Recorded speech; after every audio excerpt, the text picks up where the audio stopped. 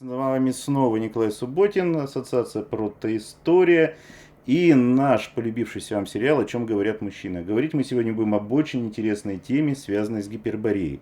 И у нас сегодня новый мужчина в кадре, который раньше еще... Нет, вы его уже видели, но он сидел и в основном молчал. А сегодня он вам расскажет очень интересные, необычные, я бы даже сказал, мистические, наверное, истории. Но правдивые, потому что непосредственно Андрей, а он сейчас представится, видел это все сам, держал в руках сам. Ну, наверное, не буду затягивать, Андрюша скажет сам. Во-первых, представься и о чем поговорим. Здравствуйте еще раз. И меня зовут Андрей Худяков. Я прожил на Крайнем Севере более 20 лет. Там родился, вырос. И в мое время, моего там существования и пребывания я познакомился с некоторыми достаточно скрытыми вещами, о которых не принято разговаривать на Севере.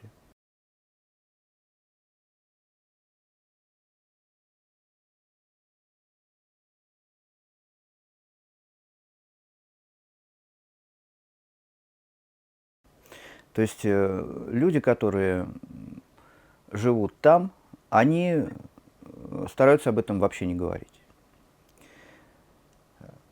И первое, о чем я хочу рассказать, это то, как мы пошли с друзьями на шашлыки, просто в сопки.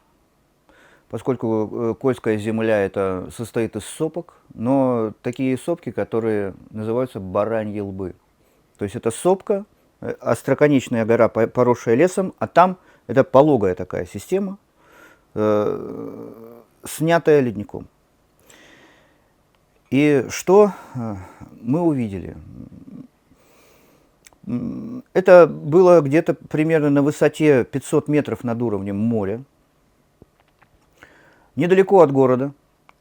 Мы с друзьями жарим шашлык, и вдруг нам говорят, ну, решили пойти, в общем, на гору и просто посмотреть, погулять, там, может, грибочков найдем. Выходим на поверхность, и вдруг на этой поверхности я замечаю разбросаны камни и вот такая вот треугольная форма, как будто врезавшаяся в гранит. То есть как это было возможно? Я подумал, метеорит. Потом интересовался у людей, которые занимаются метеоритами, ну такое невозможно, должен быть кратер. А здесь как будто что-то металлическое или из какого-то другого вещества просто врезалось в гранит. Дальше, при более детальном осмотре поверхности мы заметили определенные отверстия под разным углом. Вот примерно вот такого диаметра. Это где-то порядком, я думаю, что 8 сантиметров. С оплавленной структурой вокруг в виде... То есть гранит превратился в стекло. Что при сверлении гранита невозможно в принципе, потому что там слой, вот навскидку я помню, где-то порядком 2-3 миллиметров был. И учитывая, что я знаю, что такое теория резания и как обрабатываются материалы, проработав в оборонной промышленности определенное количество лет, я знаю, что при сверлении образование стекла невозможно. То есть это должны быть очень сумасшедшие скорости. И мы привязали фонарик, маленький фонарик, к нитке и начали его спускать в эту полость. И мы не нашли дна. То есть, грубо говоря, как я считаю, что это было какое-то тепловое оружие каких-то древних, возможно, цивилизаций, которые были до нашей, я не отрицаю их существование, которые просто прожгли, сделали такое отверстие. И таких отверстий было огромное количество, то есть под разными углами на вот этой скале. Дальше. Мы про это как-то забыли, у меня отложилось в памяти, к сожалению, сейчас это был 2007 год примерно, У нас не было ни фотоаппаратов, тогда мы не имели возможности как-то это зафиксировать, но это место есть, и оно до сих пор там существует. То есть и у меня есть свидетели, которые готовы, в принципе, это подтвердить, если я с ними встречусь и как-то выйду на них. Андрей, извините, я перебью. Я так понимаю, это разговор идет об окрестностях Мурманска. Да, это недалеко от города, это порядком 2 километрах от города. То есть, То есть вы готовы поделиться координатами места? Да. Но тогда, вы знаете, нас смотрит огромное количество подписчиков, и наверняка кто-нибудь найдется из Мурманска. То есть Возможно, при желании, да. если люди захотят Объединиться. обратиться к нам, мы, в принципе, можем Объединить поделиться координатами. И объединить людей. Конечно, объединить усилия и побывать на этом месте и уже сделать нормальные фотографии. Да. Далее по Мурманску, то пространство, которое я исследовал пешком, поскольку я занимался пешеходным туризмом и альпинизмом в свое время, достаточно серьезно, мы излазили Кольский полуостров на лыжах и пешком в летнее время, то есть ночевали по 3 суток в минус 20, минус 30 градусов в палатках, то есть была серьезная достаточно такая северная подготовка. Каждые выходные мы ходили в лес на 2-3 дня с веревками и лазили. Вот. На тот момент был мой учитель Александр Гущин, который преподавал во дворце пионеров города Мурманска, который стоит на Семеновском озере, на берегу Семеновского озера. Это самое известное и практически второе по высоте место, после памятника Алёше, который имеет аналог только в одной, кажется, из прибалтийских или каких-то там вот стран. Это период Второй мировой войны. Поставлен вот такой вот постамент, огромный, 30-метровый, 32 метра, если я не ошибаюсь. И что мы следующее увидели? Вот потом, когда мы пошли с друзьями еще по Кольскому северу, везде стоят что-то наподобие вот этих менгиров.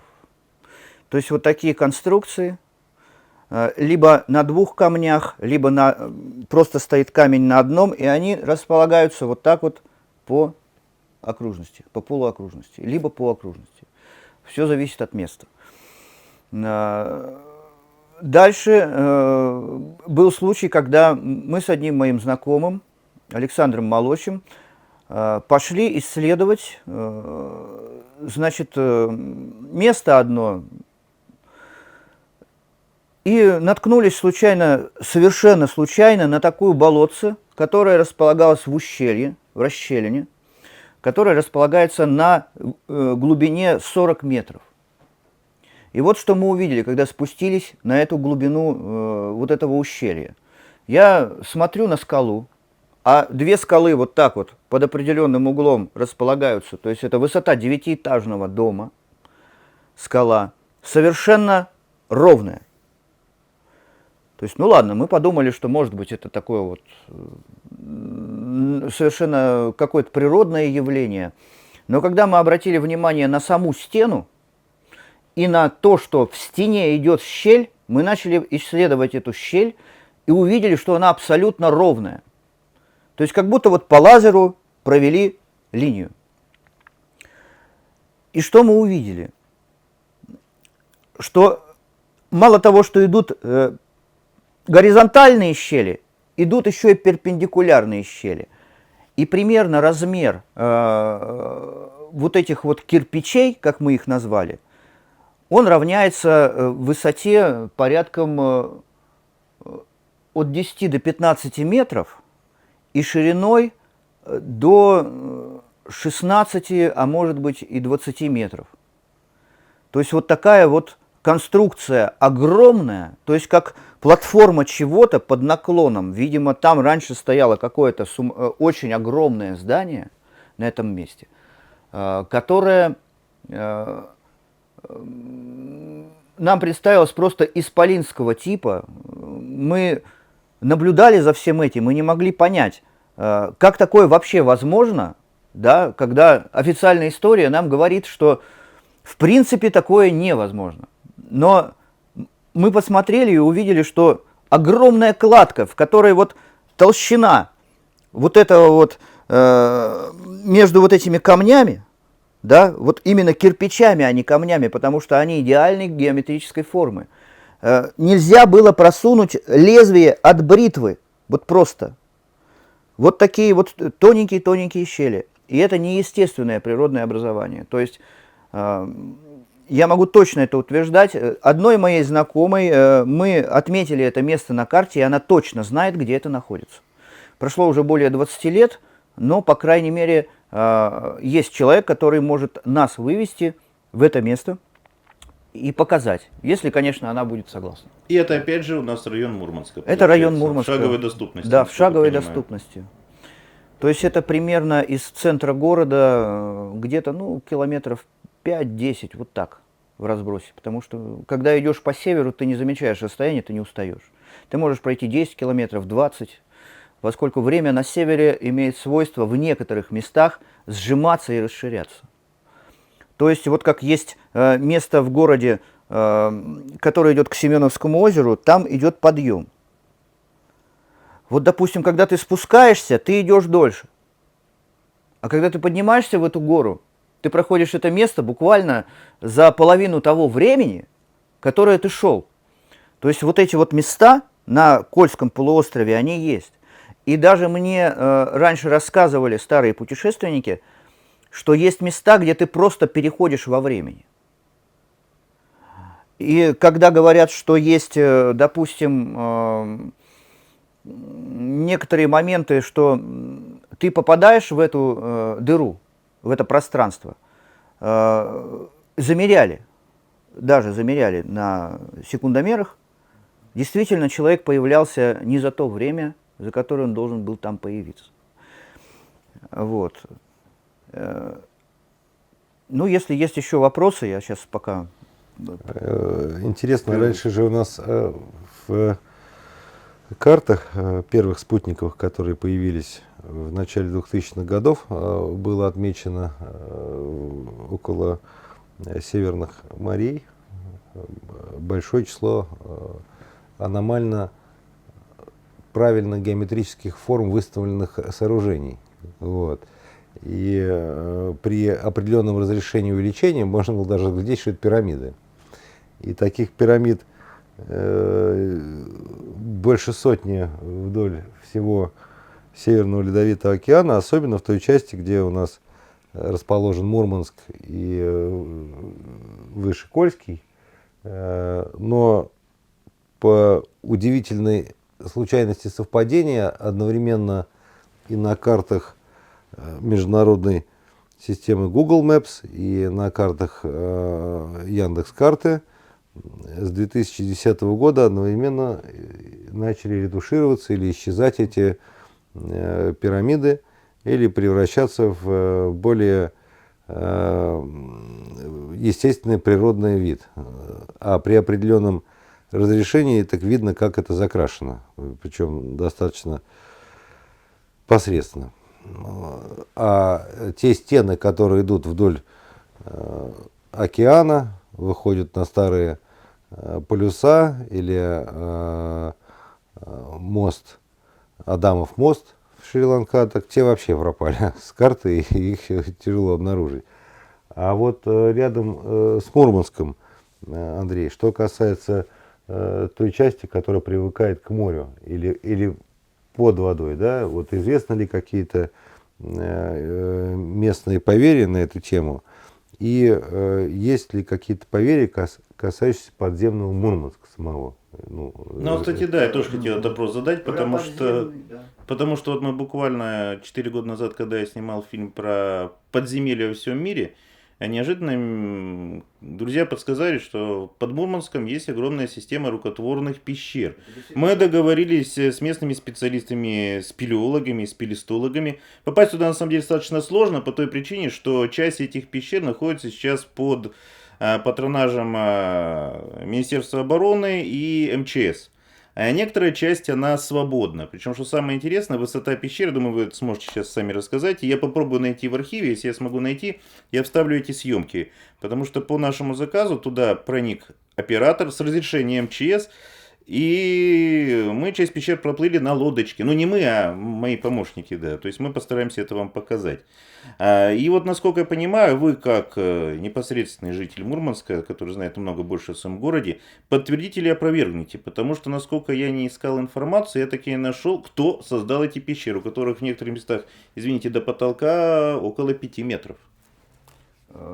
Что я могу сказать? С самого детства, каждый ребенок из нас знает, что если начнутся бомбежки города, весь город может спастись в этих пещерах. То есть это фактически как вот Швейцария, да, вот Швеция, вот это вот, Швейцария. Вот, то есть мы это с детства знаем, нас об этом, в каждой школе нам об этом говорят. То есть, по крайней мере, это те советские дети вот моего возраста, которые были в курсе. И некоторые дети из нас, когда еще было советское время, лазили в эти туннели. И эти туннели проходят абсолютно под всем городом, и по некоторым сведениям, они идут и в сторону Сибири, они идут и в сторону той же Норвегии и Финляндии. То есть эти туннели распространяются везде. Это очень большие туннели, огромные. И как мне говорили, что это древние сооружения. То есть это не строили там ни при каком Сталине, ни при каких там других людях, ни других правителях. Это древнейшие сооружения, которые действительно сейчас очень серьезно охраняются, потому что это тактические, стратегические сооружения. Город Мурманск, он во время Второй мировой войны бомбился очень основательно, гораздо сильнее, чем Сталинград или Ленинград. То есть Гитлер и его подразделения Анненербе и другие подразделения очень серьезно подходили к этому месту. По одной простой причине, что это стратегически важная точка в доминировании на море, и в том числе на континенте. То есть это можно было осуществлять поставки, можно было размещать флот, можно было исследовать ту же Арктику. То есть это все было очень серьезно спланировано. И немцы пытались прорваться всю войну, и их туда не допустили. У меня, кстати, прадедушка погиб там, в долине смерти. Лежат его документы в памятнике 5 человекам. То есть в гильзе прям. Отец у меня знает, ездил. Вот. Можно добавить, что в Первую мировую войну, когда была интервенция, и вследствие чего произошла революция, как система деления против интервентов и за своих. В общем-то, белые поддерживали в основном интервенцию, а красные – это местные. И по большому счету разделение было искусственным.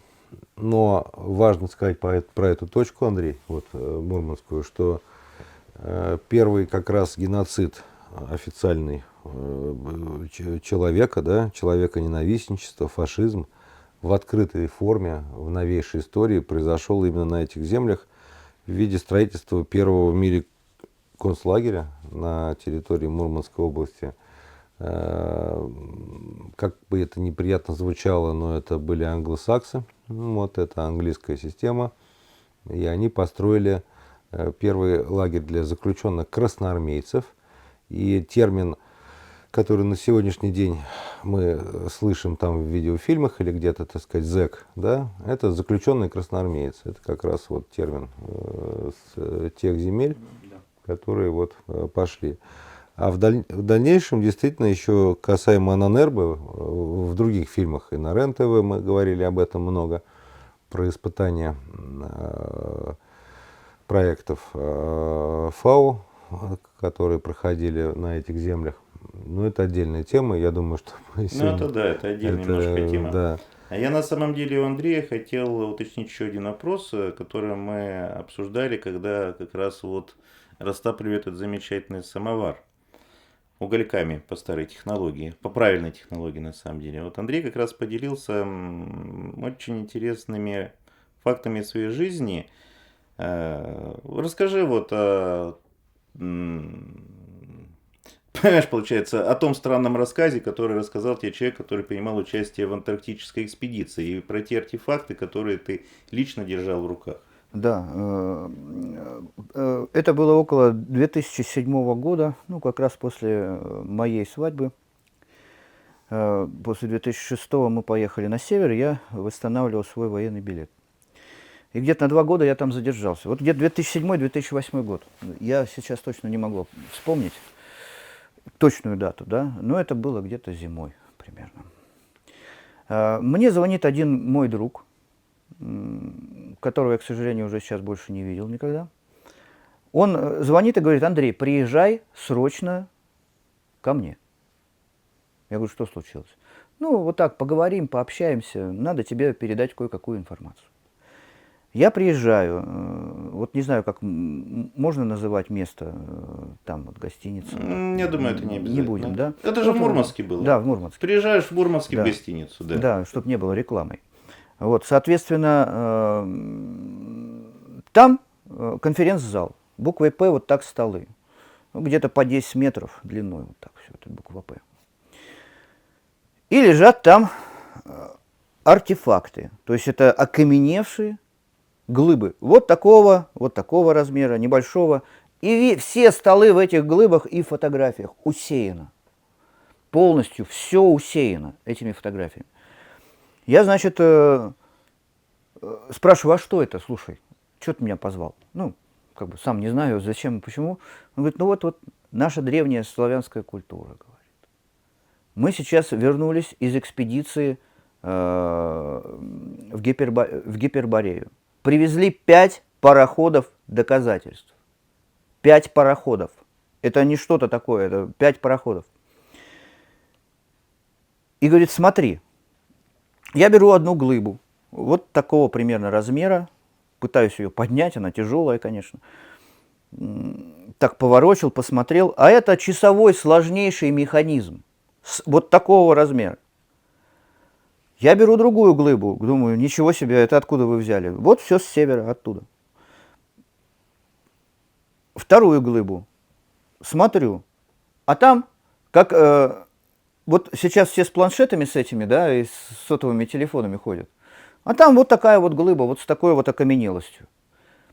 Потом беру следующую глыбу, вот примерно такого размера, огромного, то есть вот такая вот она была. И там как похож на окаменелый жесткий диск, те, что мы сейчас видим. И таких было море того, что мы вот с периода 2000-х годов до нынешнего времени сейчас технику используем, и которая сейчас новая появляется. И, соответственно, я задал вопрос другу: слушай, а датировку вы замеряли? То есть из каких слоев там это было достали? Он говорит: да, мы провели анализ, и анализ нам подтвердил то, что датировка этих ископаемых 11 миллионов лет. То есть это как бы подтверждено научно. Дальше этот мой друг, он просто исчез. Я потерял вообще его из виду, куда он делся, неизвестно. Но как я понимаю, что кто-то из, как говорится, определенных организаций вот, его прибрал к рукам, что называется. То есть, может быть, где-то на какой-то там базе и работает, занимается исследованием. Андрей, а что на фотографиях было? Вы сказали, там еще были фотографии. Да, были фотографии этих артефактов, и были различные типы механизмов, различные типы, видимо, каких-то радиосистем, сложнейшие типы, потому что фотографии были небольшие, это на полароид снято. То есть отснято на полароид на месте, то есть как бы вот увеличения не было, поэтому сложно было разглядеть. Их были там сотни фотографий лежало, сотни. Это просто вот, я вот когда это увидел, я своим глазам не поверил, а что такое вообще возможно. То есть, и вот в тот момент я реально понял, что прошлые цивилизации, они действительно были, вот про которые все говорят, а нам не верят, что они есть. Вот, как говорится, доказательств-то нет, мы же не можем ничего предоставить. Там какие-то где-то раскопки, Да, каких-то остались слова, курганов. допотопные какие-то, да, слова. Самое что печально, что нам Еще сейчас что-то. зрители тоже скажут, а где пруфы, где фотографии? Мгм. Вы там тут сказки рассказываете за чаем Да, травяным. 100%. Да, но, к сожалению, этого человека нет. Вы понимаете, что без Министерства обороны эти раскопки не проводились, потому что это пароходы, элементарно. То есть это дураку понятно. Соответственно, мы должны задать вопрос тем, кто этим занимался. И куда делись все эти артефакты. Вот и всё. Андрей, ну, Мурманск ведь город хоть и большой, но наверняка там много людей чего знают. Я так понимаю, что вот эти 5 кораблей это в Мурманск переплыли или просто в Мурманске проводили В для порт. кого-то закрытую вот конференцию? Это была закрытая конференция, на которую меня просто по дружбе позвал человек просто на полчаса, пока там что-то не продолжилось. И я мельком просмотрел все вот это. Дальше я этого друга не видел, он исчез отовсюду, из всех соцсетей. Он исчез с номер телефона, его уже не работал. Буквально где-то вот через 3 дня я уже не мог до него дозвониться. Он сказал, мы плавали в Гиперборею. Да. Но он не уточнил все-таки в Арктику или в Антарктику. Во-первых, он арктический. И он сказал, что мы исследовали еще близлежащие острова. То есть они арктические острова, получается, изучали. Да, Они да. не в Антарктиду, а они арктические острова. Как раз, наверное, в тех местах, где наша любимая карта Меркатора показывает эти 4 странных острова. Вот да, она вот у она у нас. нас, да, висит. Да, туда. Да. можно увеличить. Да, видимо, часть осталась И на поверхности. могу сказать, еще перебью, извиняюсь, могу сказать одно. Раньше, когда я общался, был молодым совсем, и так случайно мы перемолвились словами с капитанами, исследователями Арктики. Вот что они мне говорили? Они говорили, поверь, там происходит такое, во что ты даже поверить не сможешь.